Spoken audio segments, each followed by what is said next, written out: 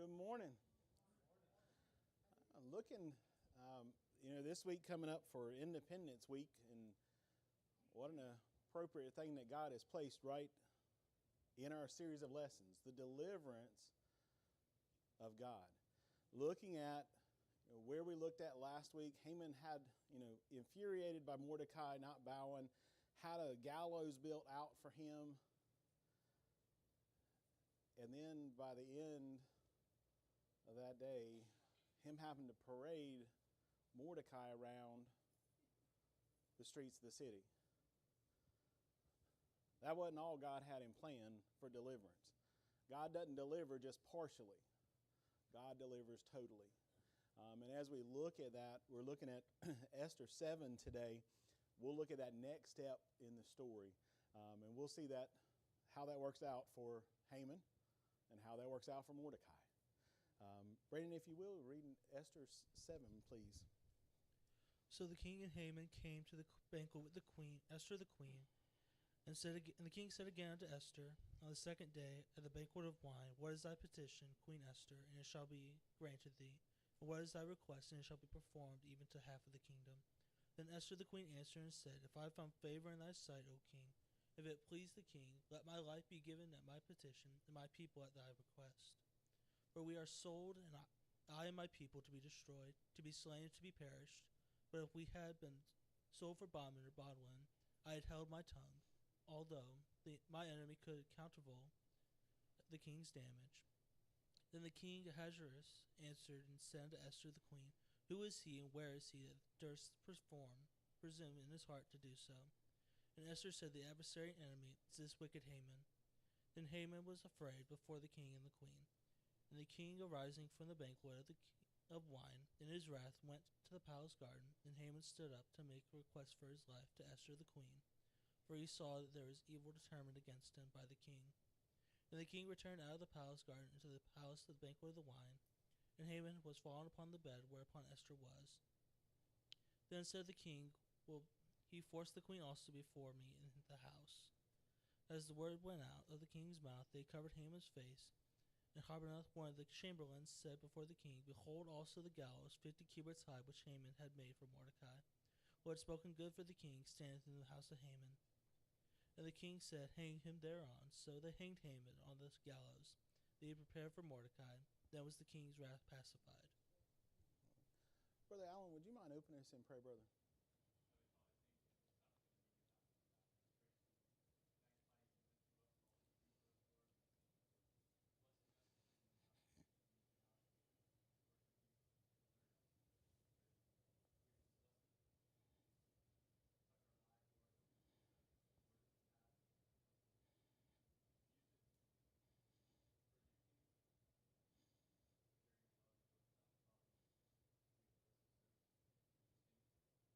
Amen. Life is full of unusual twists and turns. One minute we can be on the top of the world, the next minute in the depths of despair. And sometimes a single phone call, a single text message changes everything. In today's study, in today's lesson, we'll see Haman go from the height of human glory to the depth of public execution. Many people throughout history have risen to power very quickly, just to fall just as quickly. Napoleon Bonaparte, on the night of his departure on his Russian campaign, legend says that Napoleon boasted of his plans so arrogantly that a woman that overheard him said to him, Sir, man proposes, God disposes. But hearing this warning, Napoleon snarked back at her, No, madam, I propose and I dispose too. A few months later, he had lost over 80% of his army and had to retreat in disgrace. Richard Nixon began as a popular president in his peace détente with Red China for beginning the withdrawal out of Vietnam. But his presidency soon ended in disgrace with his resignation after the Watergate scandal. Judas Iscariot was trusted by the other disciples and responsible for the money of the group. In one night, he went from a position of such trust that every disciple knew and assumed he would not be the one that betrayed the Lord, to hanging himself after Jesus was arrested because of Judas's betrayal. Last week we saw Haman humiliated by being forced to parade Mordecai. That's where we ended last week. The man he hated as an honored servant of the king. After the pomp of the day, Haman returned to his home, really to grieve and kind of lick his wounds, if you will, so to speak. But when he told his wife and his advisors what had happened, they warned him to be careful because Mordecai, being a Jew, would prevail. Let's listen to Esther 6, verse 12 through 14.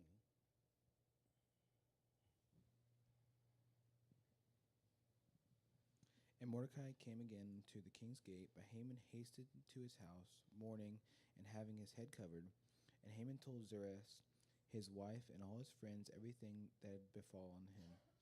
And then said his wise men and Zeresh his wife unto him, If Mordecai be of the seed of the Jews, before whom thou hast begun to fall, thou shalt not prevail against him, but shalt surely fall before him. And while they were yet talking with him, came the king's chamberlains, and hasted to bring Haman unto the banquet that Esther had prepared. In the midst of this discussion, the king's chamberlains came to escort Haman to this second dinner that the queen had prepared for him and the king alone, in basically, if you will, in her own personal apartment. And now the direction of Esther's story starts to turn. Things had looked pretty bleak for Mordecai, for Esther, and for the Jews, in all honesty. Now we're about to see God's plan, which he had been setting up behind the scenes. The director, knowing the next scene that's getting ready to come onto the stage, already knows it, knows what's going to happen, knows where each person's supposed to be, knows what's supposed to be going on. We see it start to unfold to preserve his people and to destroy his enemies. Let's look major point number 1 here, the request of Esther. The request of Esther. First we enter the banquet room, Esther 7:1. So the king and Haman came to the banquet with Esther the queen. Remember that neither the king nor Haman know at this point that Esther's a Jew. Warren Wiersbe said, when they arrived at Esther's palace apartment, neither the king nor Haman knew that Esther was a Jew. Haman was probably still distressed because of the events of the day, but he composed himself and hoped to enjoy the banquet. He was at a banquet with the king and queen alone. Had he known the nationality of the queen, Haman would have either run for his life or would have fallen on his face and probably begged mercy from the king. Esther had one purpose in this exclusive banquet: to make her petition known in front of Haman. So clearly had great wisdom in the way that she made her request. Let's look here at point A, the king's prompting. So the king, pleased by his respectful and generous wife, was ready to listen to her. Esther 7:2, and the king said unto Esther on the second day in the banquet of wine, What is thy petition, Queen Esther? And it shall be granted to thee. And what is thy request? And it shall be performed, even to half of the kingdom. Here we are at the second banquet. The king was probably anticipating that Esther had something specific she wanted to ask him. Though Ahasuerus had been rash in the past, he was now gracious and generous as he spoke to Esther. Once again, he offered to give her whatever she wanted, up to half of the kingdom. Essentially, tell me what you want, the sky's the limit. A little example of that. A woman traveling in Paris without her husband found a bracelet that she just felt she had to have. The only problem was that bracelet cost $7,500. She sent a message to her husband asking if she could buy it. Her husband intended to reply, "No, price too high." However, he replied with this, left out that comma, and responded, "No price too high." The woman was thrilled. When she returned home with the bracelet and the bill, her husband wasn't as excited about his accidental generosity. Mordecai had previously told Esther that perhaps she had become the queen for such a time as this. This time was now. Right here, what we're seeing to make that step of faith. So looking now from the king's prompting to let's look at point B, Esther's petition. What is she going to ask? With an audience of just Haman and the king, Esther humbly made her request. Notice the wording and the manner in which Esther spoke. Esther 7:3. Then Esther the queen answered and said, "If I have found favor in thy sight, O king, and if it please the king." Esther approached the king very carefully with very much a submissive approach. She didn't want to arrogantly make demands. She knew how that typically worked out with Ahasuerus. Her humble spirit is evident in even the two statements. If I have found favor in thy sight, O king, and if it please the king. Both statements gave deference to the king's desires to do what he wanted to do with her request. She didn't come demanding, she came asking. Boy, was she putting it on a silver platter. Esther had a humility that stemmed from her trust in the Lord. She believed that God was in this and that he would have his will. Boy, could we learn something from that many a time when we go into a struggle or a valley or when we have to go ask. And many times, I don't know about you, I end up trying to trust in Mike. Mike has no power over the situation at all. We've prayed and we've asked the Lord about it. We ought to be trusting him over it and that he will have his will. Like Esther, we don't have to let difficult situations disrupt our inner peace. We can have a quiet calmness, and it's the fruit of having a heart that's trusting in the Lord. Let's listen to Proverbs 3, chapter 3, verses 5 through 6. Trust in the Lord with all thine heart, and lean not unto thine own understanding. In all thy ways acknowledge him, and he shall direct thy paths. And let's look at Isaiah 26 and verse 3.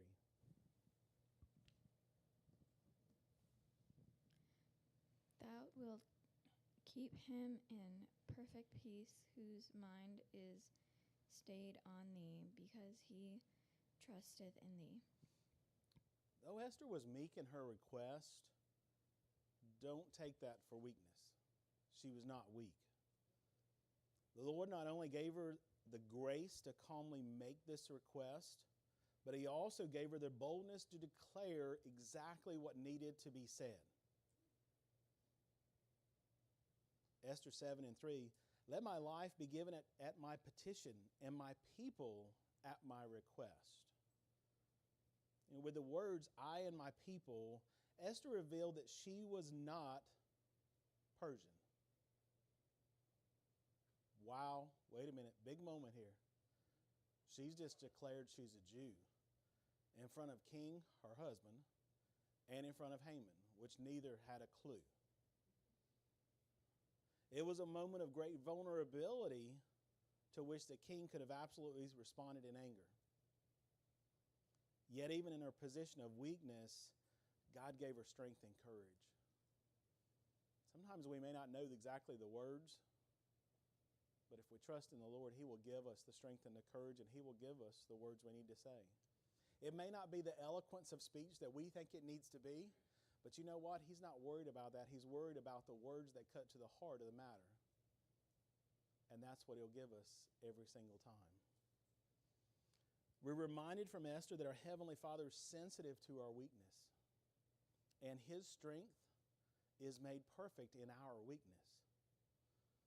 Paul experienced God's strength in his weakness. The promise Christ made to Paul can be ours as well. Let's listen to it in 2 Corinthians chapter 12, verses 7 through 9.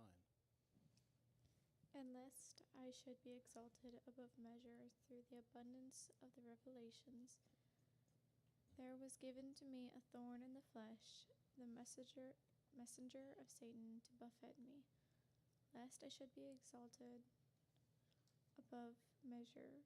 For this thing I besought the Lord thrice, that it might depart from me. And he said unto me, My grace is sufficient for thee, for my strength is made perfect in weakness. Most gladly, therefore, will I rather glory in my infirmities, that the power of Christ may rest upon me. We don't know what Paul's thorn in the flesh was. We know he asked multiple times for it to be removed. But that wasn't the determination of what the Lord said was best for Paul. But even if that's not what, look at how many years later we're still referencing the work of Paul that he did for Christ. It's not about us being perfect. It's not about us not being without problems. In this life, we're going to have problems. Whether it be health problems, whether it be financial, whether it be job, whether it be whatever it may be. Put it in the Lord's hands. He will take care of it. We looked at the king's prompting. We looked at Esther's petition. Let's look here at point C, the Jewish plight. The Jewish plight. With the words, for we are sold, quote unquote, Esther is reminding the king that he had been paid to issue a decree to annihilate the Jews. Esther 7 and 4, for we are sold, I and my people, to be destroyed, to be slain, and to perish.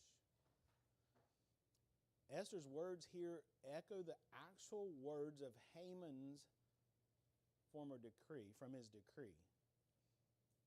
And she did this in Haman's presence. Let's go back and listen to a portion of that, Esther 3 and 9. If it please the king, let it be written that they may be destroyed. And I will pay 10,000 talents of silver to the hands of those that have the charge of the business, to bring it to the king's treasuries. Yeah, Esther's pointing out here that the king would be receiving blood money if this decree were to be carried out on our people, the Jews. She continues with an emphasis on the weighty nature of this life or death situation. Esther 7 and 4, but if we have been sold for bondmen or bondwomen, I had held my tongue, although the enemy could not countervail the king's damage. Notice her words there, the king's damage. For the king to mistreat the Jews, he would bring about his own downfall. The king would jeopardize his own people and his kingdom by going against the people of God. And the Six-Day War of 1967 brought a great victory for Israel against her enemies. In May of 67, Egypt and Jordan signed a defense pact with each other against Israel. Israel responded to the alliance by attacking Egypt's air force on the land. The attack destroyed most of the Egyptian air force,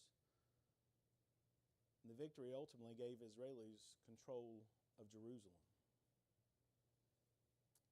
Besides her courage, what's remarkable in Esther's plea is her diplomacy and her sensitivity. Without directly pointing a finger at the king and saying, you accepted blood money for my death, and your kingdom will be damaged for it. That's what she was saying. But did it deliver much sweeter that way than what I just said? Absolutely she did. She conveyed as much, though, but as she did so as a standpoint, from a standpoint of being on the side and showing the vulnerability of her life on the line. She put the personal example right in the middle of that. As she pled for her life and the lives of her people, She essentially said, if we were only being sold into slavery, I wouldn't have troubled you with this matter. Wow. Boy, again, she delivered it on a silver platter. Esther's words had tremendous effect on her husband. He was outraged that someone would want to hurt his queen, and he wanted to know who would do such a thing. Let's look at the request of Esther, but then we look major point 2, the revelation of Haman. Esther revealed that the man behind this wicked scheme was the one sitting at the very table with the king and queen. It was Haman.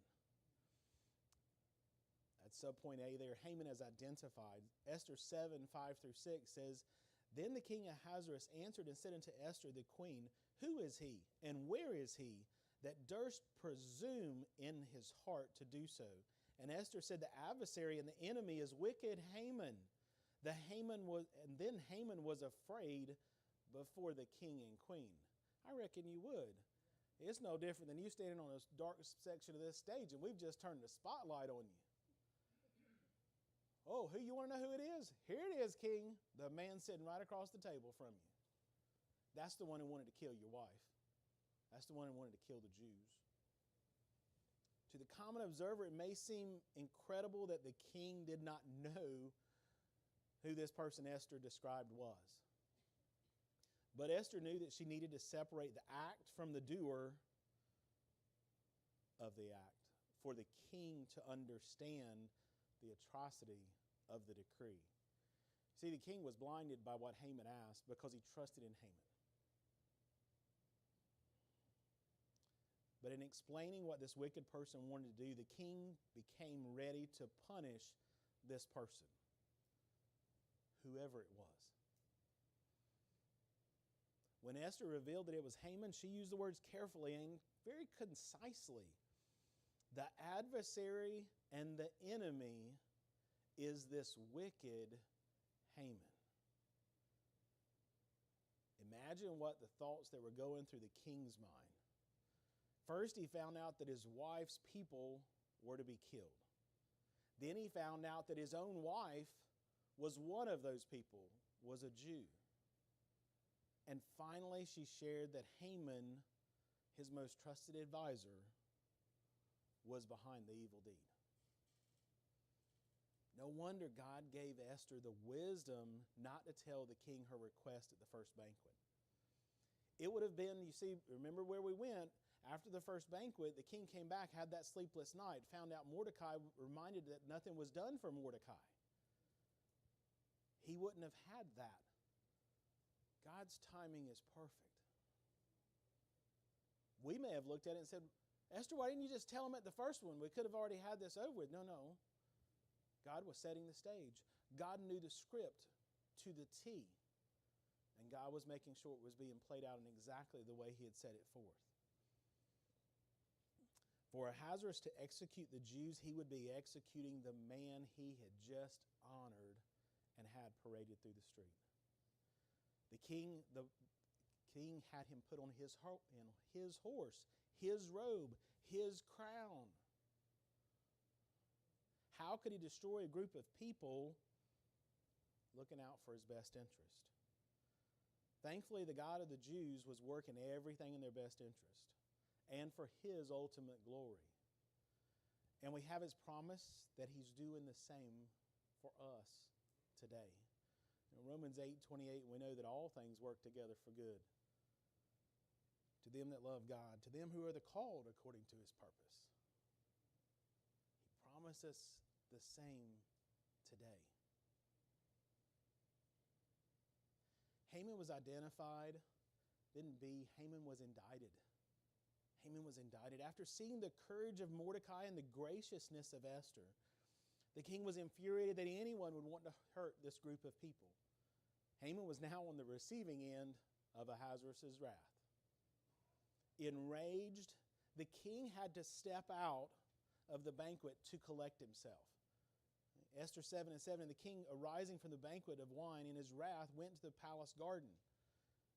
He's just realized all these things. He's got to get his thoughts together, but he's literally pacing back and forth. He is so mad, he's fuming, he's trying to get his thoughts together. He goes out to the garden to get those thoughts together for just a moment. You ever been that mad that you couldn't deal with a situation right then? You had to get up and walk away from it for a minute? Yeah. The king realized that he had allowed himself to be manipulated by Haman to exterminate an entire race of people. The king was no longer blinded by Haman's wicked nature. Haman now left in the room with Esther. Now remember, in her personal apartment. Began to beg Esther for his life. Esther 7, 7, and 8. And Haman stood up to make the request for his life to Esther the queen. And he saw that there was evil determined against him by the king. The king returned out of the palace garden into the place of the banquet of wine, and Haman was fallen upon the bed whereon Esther was. Boy, can you make it any worse? You're going to kill the queen and this person who saved your life and that whole race of people, but now I walk back in and I'm furious with you and you're laying on the bed with my wife. Wow. He's not real smart. Somehow in this process, Haman had landed on Esther's bed. Now, she wasn't laying in the bed. Remember, kind of reclining is kind of where they would have been eating at the time. Don't really know what that looks like. Jamison, Fawcett, and Brown here share that we don't know the precise form of the couches on which the Persians reclined at the table. But it's probable that they weren't very different from those used by the Greeks and the Romans. Haman perhaps at first stood up to beg the pardon of Esther, but driven in his extremity to resort to an attitude of most earnest supplication, he fell prostrate on the couch where the queen was kind of laid back, how they eat. They didn't eat in a chair like we eat today.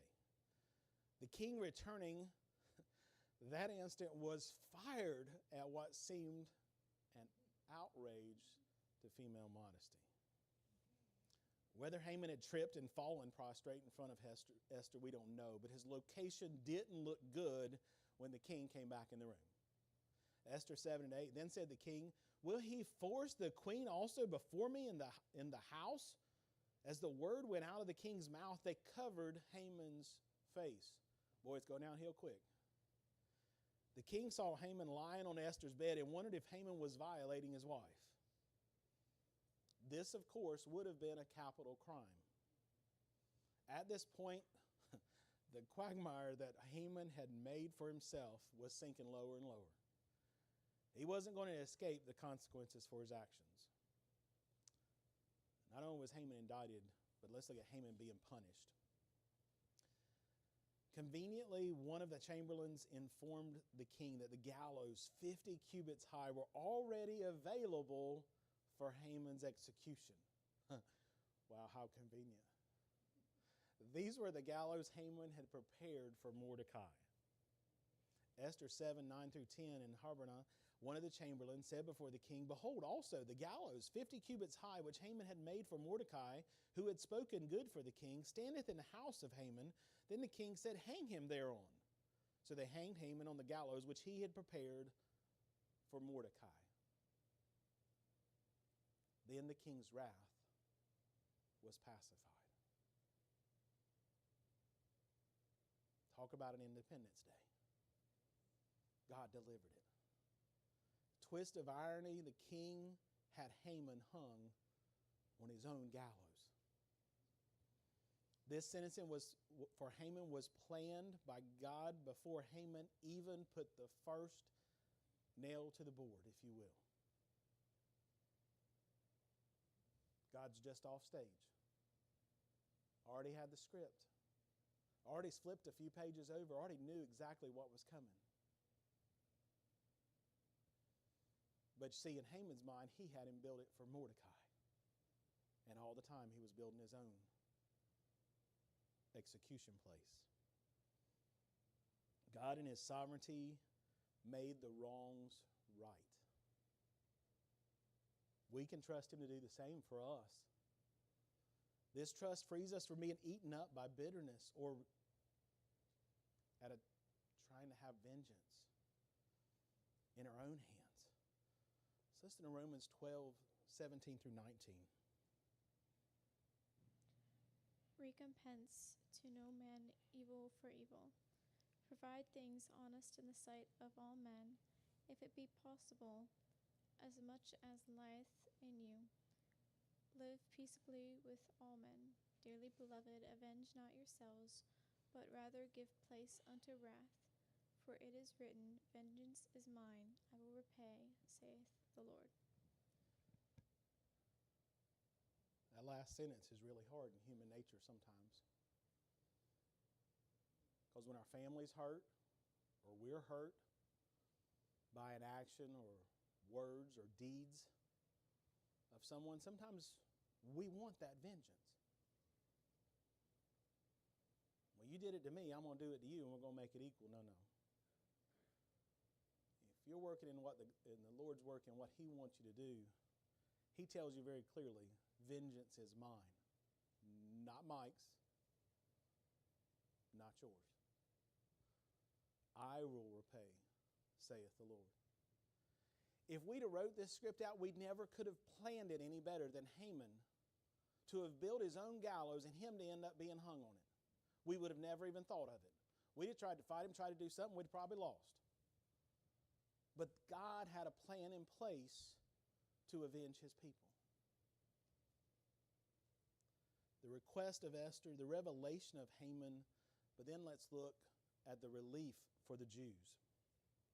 The relief for the Jews. Even after sentencing Haman, King Ahasuerus still had a problem. His decree had his official seal, and remember, it was irrevocable according to the law of the Medes and Persians. This decree couldn't be reversed. It would have to be countered. Let's look here at Mordecai's destiny, point A there, as we dig a little bit deeper into that. After revealing her race, Esther had also told the king her relationship to Mordecai, the Jew who had saved the king's life. By this point, the king had great respect for Mordecai's wisdom and for his loyalty. So listen to Esther 8, chapter 8, verse 1 through 2.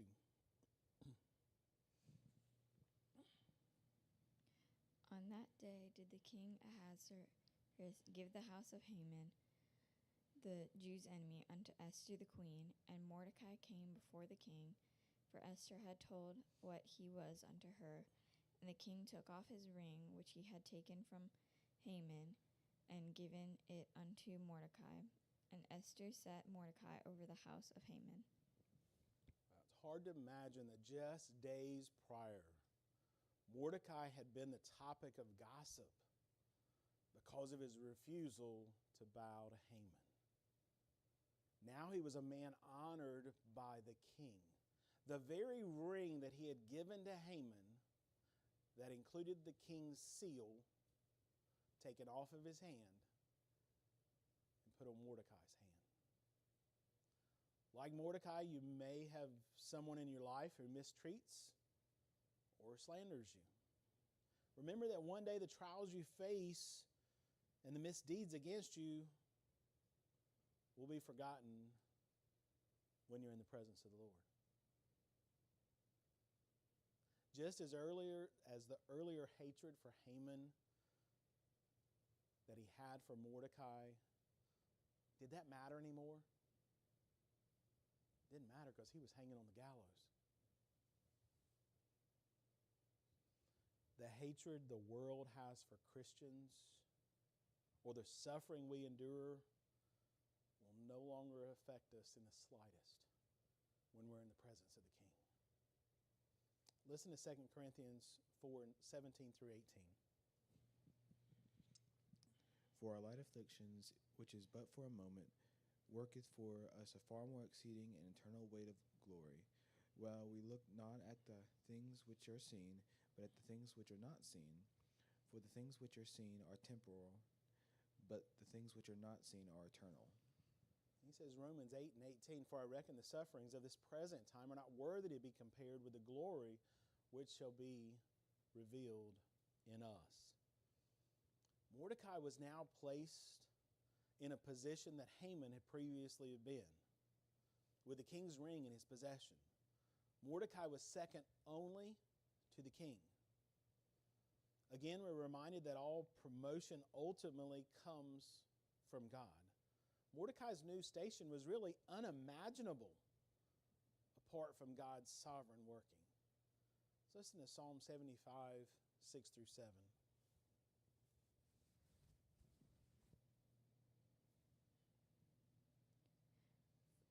For promotion cometh neither from the east, nor from the west, nor from the south.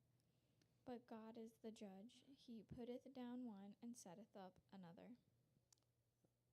John G. Butler said, God will provide promotions if they're necessary to do His work. You do not need to pull strings, know the right people, bribe the powers that be, or manipulate people into obtaining a high position. If you need the promotion to do God's work, God will see that you get it. And you will obtain it in an honorable way. Mordecai's destiny brought deliverance from his enemy and promotion from the king. But what about the rest of the Jews? God had plans for them too. Let's look there at point B, the Jews' deliverance. Esther came to the king one more time to plead his help, to save her people from this awful decree from Haman. Let's listen to Esther 8, verse 3, and then skip over to verse 6. And Esther spake yet again before the king, and fell down at his feet, and besought him with tears to put away the mischief of Haman the Agagite, and his device that he had devised against the Jews. For how can I endure to see the evil that shall come unto my people? Or how can I endure to see the destruction of my kindred? Verse 3 tells us Esther besought the king. This means she was imploring the king's favor. She had great compassion for her people and desperately wanted favor in this situation. Notice how the king handled the irrevocable decree. Subpoint 1 here, the king gives freedom to the Jews. Let's listen to Esther 8, 7 through 8. Then the king Ahasuerus said unto Esther the queen, and to Mordecai the Jew, Behold, I have given Esther the house of Haman, and him they have hanged upon the gallows, because he has laid his hand upon the Jews. Write ye also for the Jews, as it liketh you, in the king's name, and seal it with the king's ring. For the writing which is written in the king's name, and sealed with the king's ring, may no man reverse. And we see the king's trust in Mordecai as he gives Mordecai the authority and the freedom to write a new decree in the king's name. Mordecai used this authority to write a new decree that would protect all Jews in the empire, all 127 provinces. Not only subpoint 1 there, the king gives freedom to the Jews, but subpoint number 2 there, the king allows the Jews to defend themselves. Esther 8, 9 through 14, Then were the king's scribes called at that time in the 3rd month, that is the month Sivian, on the 3 and 20th day thereof. And it was written according to all that Mordecai commanded unto the Jews, and to the lieutenants, and to the deputies, and the rulers of the provinces, which are from India unto Ethiopia, 127 provinces, unto every province according to the writing thereof, and unto every people after their language, and to the Jews according to their writing, and according to their language. And he wrote in the king Ahasuerus' name, and sealed it with the king's ring, and sent letters by post on horseback, and riders on mules, camels, and young dromedaries, wherein the king granted the Jews, which were in every city, to gather themselves together, and to stand for life, to destroy, to slay, and to cause to perish. All the power of the people in the province would assault them, but little ones and women, and to take the spoil of them for prey. Upon one day in all the provinces of King Ahasuerus, namely upon the 13th day of the 12th month, which is the month Adar, the copy of the writing for a commandment to be given in every province was published unto all the people, and that the Jews should be ready against that day to avenge themselves on their enemies. So the post that rode upon the mules and camels and went out, being hastened and pressed upon by the king's command. And the decree was given at Shushan the palace. Sounds very similar to the first decree, making sure that it's out in every language in the province, making sure it's getting to every province and that it's being declared there. Mordecai couldn't reverse Haman's decree. He did counter it by giving permission to the Jews to gather and to defend themselves from anyone trying to kill them. This effectively rendered the first decree undesirable, as no one would want to attack a people who were armed and ready, and especially ones that were even being promoted by the king. This new decree was sent to all 127 provinces with the king's seal upon it, making it an official law. Couldn't be altered, it couldn't be annulled. Mordecai's destiny, the Jews' deliverance, point C here, the Jews' delight.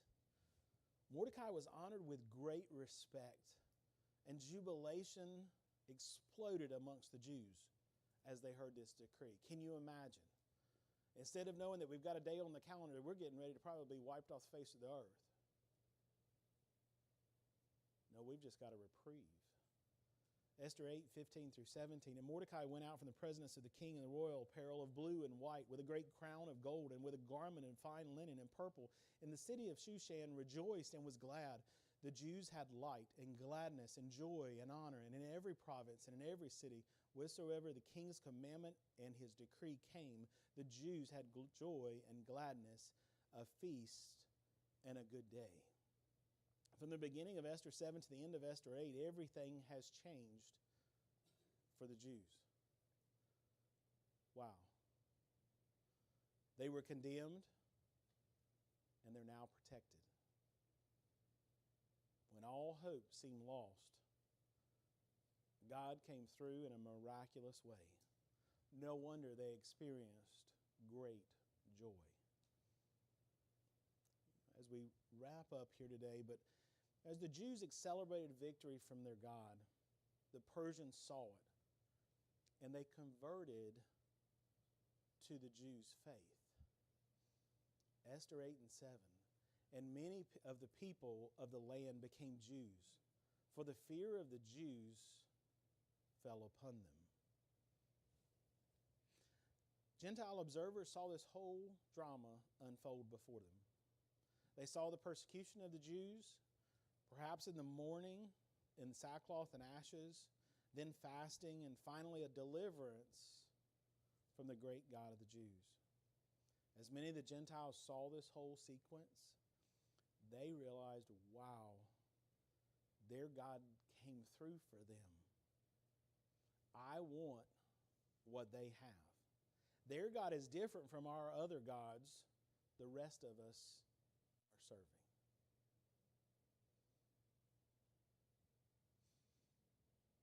May I say to you today, living the Christian life, living it before lost people, they see something different in you. Christians, when we're going through those valleys